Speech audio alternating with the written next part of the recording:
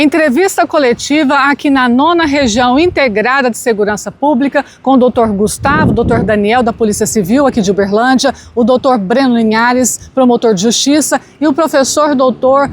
Márcio Bandara sobre a conclusão da investigação sobre maus tratos a animais em cavalgada aqui na cidade de Uberlândia, Minas Gerais. Queria destacar a atuação da Polícia Civil. A Polícia Civil aqui de Uberlândia, ela é dividida em diversas unidades e é uma diretriz da Polícia Civil a proteção contra os crimes de maltratos de animais. Por isso nós temos aqui a Delegacia Especializada do Meio Ambiente, que trabalha em conjunto com uma sinergia excepcional com o Ministério Público e também com essa parceria através de um acordo de cooperação técnica com a UFO. Então, reforçando, é uma diretriz, todos os crimes que são noticiados, que chegam aqui na Delegacia do Meio Ambiente, eles são investigados, são apurados de forma célere, de forma rápida, para que haja, sim, uma responsabilização criminal daqueles autores que cometem esses diversos crimes contra animais. Vou passar a palavra do Dr. Daniel, que vai explanar especificamente por esse caso que aconteceu no dia 25, sobre esse maus tratos, nesse crime desse equino, onde vai detalhar toda a investigação e também a responsabilização criminal de cada um dos envolvidos que foram ali apontados como autores desse delito. Naquele dia, após o término do evento, algumas pessoas se aglomeraram nas imediações ali do Parque Exposição do Camaro, fora das dependências daquele Parque Exposições, e iniciaram embarques de animais em um barranco, ou seja, de forma improvisada e sem a segurança necessária, tanto para a integridade física daquelas pessoas que estavam com manejo, quanto para os animais. Em determinado momento, essas pessoas passaram a agredir um equino, um burro, que demonstrou ali, estava demonstrando muito arredio. Então eles passaram a agredir uma pessoa, apossou-se de um bastão de choque e iniciou ali diversas agressões contra aquele animal. Depois passou esse bastão de choque para uma segunda pessoa e as agressões continuaram até esse animal também ser chicoteado. E nesse momento uma protetora dos animais aqui de Uberlândia iniciou a gravação daquelas agressões e tentou intervir para que aqueles homens parassem de maltratar o burro. Nesse momento ela foi hostilizada, foi ameaçada. Um dos participantes chegou a dizer que iria amarrá-la pelo pescoço e arrastá-la para dentro do caminhão. Ela manteve a calma, continuou as agressões, foi corajosa, enfrentou todos aqueles que estavam ali e, vendo que essa protetora não parava de filmar, um homem se aproximou dela e disse que ela seria presa porque ele era policial militar. E esse homem, posteriormente, foi identificado e não se tratava de um policial militar, um jovem de 19 anos que confessou a prática do crime e alegou que cometeu essa infração por estar alcoolizado e ter feito uso de medicamentos. Iniciada essa investigação, nós identificamos as pessoas que estavam naquele vídeo. Primeiro identificamos o homem que se identificou como policial militar, em seguida a pessoa que parece primeiramente com o bastão de choque, que é um motorista de 26 anos, que trabalha nessa área de transporte de animais. Um adolescente que também desfere choques contra os animais. Então essas pessoas que estavam em Uberlândia foram identificadas e todos interrogados já no segundo dia da investigação. Terceiro dia da investigação, nós identificamos que as demais pessoas, inclusive o animal, eram provenientes da cidade de Monte Alegre de Minas. Então nós fizemos contato com a autoridade policial daquela unidade, que com a sua equipe, através da inspetoria, conseguiu identificar todas as pessoas em um tempo muito rápido. E disponibilizou em Monte Alegre de Minas, eles conseguiram para o quarto dia de investigações que nós fizéssemos todos os interrogatórios naquela unidade policial. Nosso objetivo era saber se o animal estava bem e nós precisávamos então também identificar onde ele estava. Então, fizemos diligências até a cidade de Monte Alegre de Minas com o apoio da Polícia Civil local, que agiu de forma muito profissional, e conseguimos identificar mais um adolescente que participou das agressões, o motorista que assumiu a responsabilidade do transporte do animal, então tinha o poder e o dever de agir para que aquelas agressões não fossem praticadas, e também o proprietário do animal, que também tinha o dever, né, de agir para evitar que o animal fosse maltratado. E também descobrimos que esse animal ele estava em uma fazenda, em uma propriedade rural, e que aquele proprietário não tinha ali os documentos necessários para comprovação da propriedade. E esse proprietário, né, informado sobre as consequências de seus atos, ele disse que não teria condições de ali manter e arcar com o animal, porque ele estava mandando o animal para Uberlândia para vendê-lo, e decidiu então doar esse animal para o Estado, como uma dos seus compromissos ali. Ontem, esse animal veio trazido pelo próprio motorista que o trouxe a Uberlândia e pelo proprietário, onde ele foi entregue no hospital da Universidade Federal de Uberlândia e foi realizado o exame de corpo de delito. Então, no balanço final dessa investigação, nós identificamos todas as pessoas que concorreram para o crime, foram indiciados ali por delitos de menor potencial ofensivo 4 imputáveis e foi atribuída a responsabilidade a 2 adolescentes infratores. O animal que foi ali entregue ao Estado vai ficar a cargo do Ministério Público a decisão do que vai ser, qual vai ser o destino dele. O Dr. Márcio Bandarra, que é o médico veterinário, que nos apoia ali, que é o chefe do hospital veterinário da Universidade Federal de Uberlândia, foi fundamental ali a participação dele para poder ter a prova técnica para que pudéssemos subsidiar essa investigação, porque nós só tínhamos um vídeo no início. Então, aquela prova possibilitou ali a materialidade para a instauração da investigação, e nós instauramos a investigação diante da gravidade de todos os eventos ali, né? Por isso que foi instaurado um inquérito, não feito o TCO de forma direta.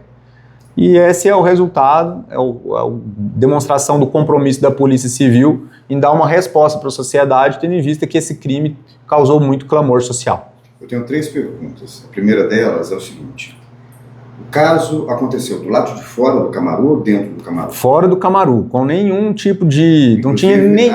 a questão de tentar colocar... Tudo, não tinha nem nada a ver com o Camaru, nada a ver com o Cid Carro, nada a ver com o Camaru ali. Foi uma ação descoordenada das pessoas que participaram do evento. O rapaz que usurpou da profissão pública, Da função, sim. Ele vai ser preso? Não, porque nessa situação? Não, porque é uma infração de menor potencial ofensivo e a própria lei prevê que ele vai responder o processo.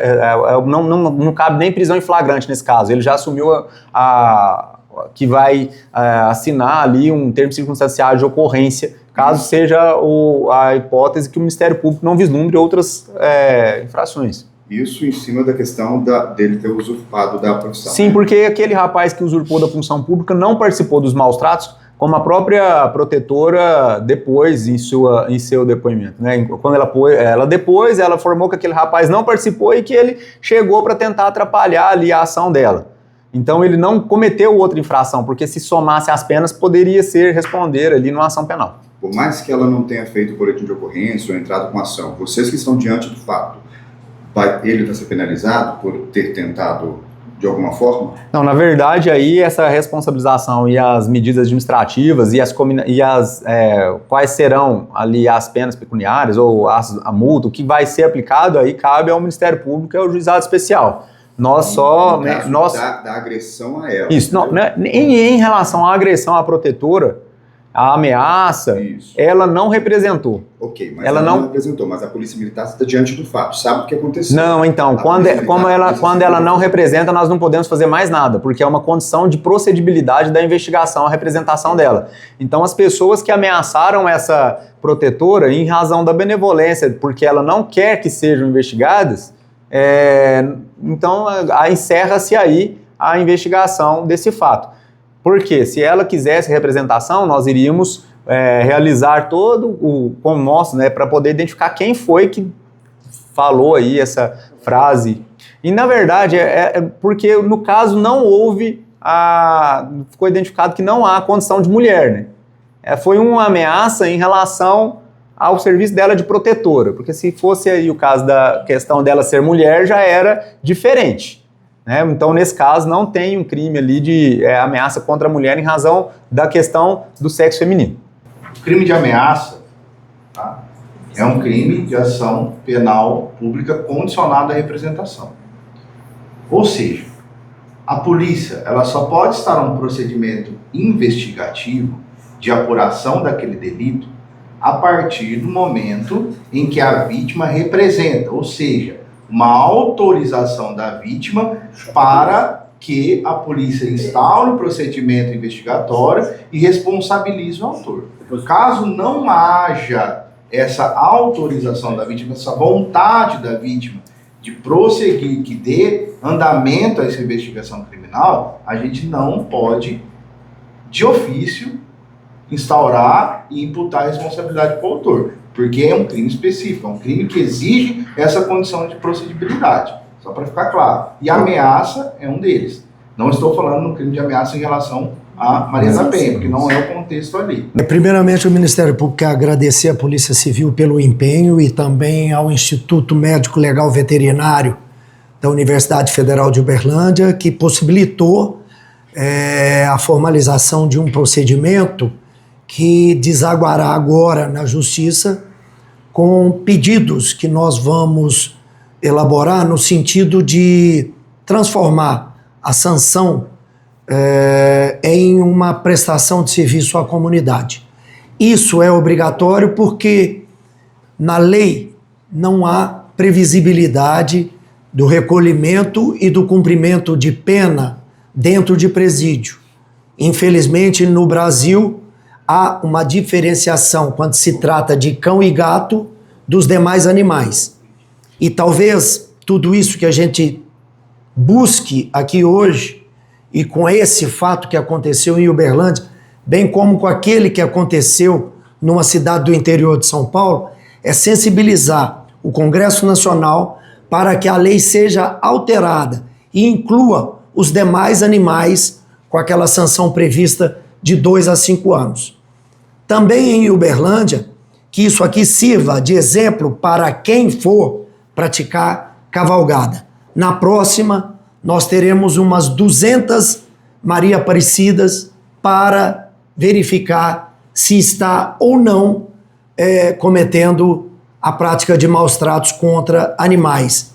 E eu acho que isso também servirá para que aquelas pessoas que gostam de aproveitar e que vão nesses eventos apenas para ingerir bebida alcoólica, para causar tumulto, para causar descontentamento com aqueles que são sérios e estão fazendo um evento para demonstrar à cidade que aquele tipo de evento é um evento normal, seja também extirpado desse convívio, para que a gente tenha uma coisa ordeira e sem prática de maus tratos em Uberlândia. Quais foram os alinhamentos que o senhor fez com a prefeitura, que o senhor chegou a comentar? Em virtude desse acontecido, já era... Tenho que começar de novo. Não, é porque... Eu entendi, é porque ele... Não, ela quer saber por que o da prefeitura na carroça, né? Isso, por exemplo, na cavalgada do Camarão já não estava permitido esse tipo de carroça, não podia nada disso. Tá, então tá. Inicialmente a gente não queria que participasse da cavalgada as carroças. Por quê? Porque em outras oportunidades também foi filmado pessoas fazendo churrasco dentro da carroça, usando de aparelhagem de som de forma a incomodar extremamente os animais que estavam ali, as pessoas que moram ao redor. Então, esses seriam os motivos, além do pior, que é carregar uma carroça com 6 pessoas e fazer com que o cavalo trafegue aí nas ruas de Uberlândia com um peso que é inaceitável para o animal. Eu acho que isso também, aliado a duas outras situações que aconteceram em Uberlândia, vão fazer com que a gente elabore uma legislação específica para o fim das carroças em Uberlândia. Tivemos uma ação anterior que foi julgada procedente e que restringe bastante a situação das carroças em Uberlândia. Mas foi isso. Desses que participaram diretamente do crime, nós vamos avaliar se cabe, por exemplo, o enquadramento no crime de associação criminosa e, se for possível, faremos o encaminhamento também com esse dispositivo para análise da justiça. Fora isso, nós vamos buscar incomodar ao máximo aquelas pessoas envolvidas para justamente servir de efeito pedagógico para os demais que têm feito isso em Uberlândia. E no caso dos adolescentes? No caso dos adolescentes, nós temos que encaminhar à Justiça da Infância e da Juventude esse tipo de prática de maus tratos, porque é previsto na legislação criminal brasileira que, em caso do menor praticar a infração, ele responde na justiça especializada por meio de uma representação, sendo imputado a ele o mesmo crime que é imputado ao maior. Apenas a sanção prevista e as substituições são diferentes pelo fato dele ser um menor. Nós recebemos, então, logo de imediato também, pela Polícia Civil e Ministério Público, o vídeo, né, que estava circulando para realizar uma perícia indireta. Então, após avaliar o vídeo, a gente conseguiu constatar que ocorreu, né, abuso, maus tratos e crueldade contra aquele animal, né, de formas dolosas, ali, desproporcionais, e encaminhamos o laudo, então, para a Polícia Civil e para o Ministério Público para que o inquérito, então, fosse finalizado com o sucesso que foi, e agora a Justiça faça toda a apuração. E ainda contemplando, né, a entrega do animal, ontem a gente fez a realização do exame de corpo de delito direto, aonde foi comprovado que o animal do vídeo foi o mesmo entregue pelo cidadão e que o mesmo apresenta apenas cicatrizes de lesões mais antigas e não agora presentes em relação ao fato. Então toda a descrição foi feita, já está, né, em posse das autoridades para que a gente fizesse. Então toda a parte técnica foi comprovada ali no laudo, então existe um laudo hoje técnico que vai dar toda a robustez aí no processo judiciário referente a esse caso. Márcio, é possível falar que ele realmente levou um choque naquele momento por conta da paralisação do animal? Isso, o choque, na verdade, ele dá para a gente afirmar devido ao sonoro, né, da máquina e o encostado no animal. O parar do animal demonstra claramente que esses animais estão com dor. Então, aquela parte que ele para, que o animal fica estático e urina, aquilo é um sinal técnico de dor. Então, todos os animais de grande porte, quando eles sentem dor, eles param. E foi o que não foi observado pelos indivíduos e continuaram a desferir choques e outros tipos de agressão ali, como o do chicote, por exemplo, só com a intenção de causar dor. E esse chicote e esse choque, por exemplo, é uma prática que não pode ser feita. Isso, ela não é permitida. A Organização Mundial de Saúde ela indica o uso dele com a máxima restrições apenas em animais em linha de abate, né, e com toda uma fiscalização. Então o choque ele é proibido e não deve ser usado em hipótese alguma em equinos ou moares, como foi o caso. Professor Bandar, só para a gente entender um pouco aqui, vocês utilizam o vídeo e também o animal que foi recebido ontem para fazer essa perícia técnica? Isso, né? A gente pode utilizar de vídeos, de fotos e o animal. Então a gente chama de perícia indireta quando a gente já não tem mais o animal ali. Contudo, isso é possível fazer de forma técnica e fornecer os dados técnicos aí para as autoridades. E quando é possível o animal, a gente acaba chamando de perícia direta, que também a gente faz a realização do exame de corpo de delito, seja nele vivo ou morto, para que a gente consiga cada vez mais dar robustez aos inquéritos policiais e ao processo judicial.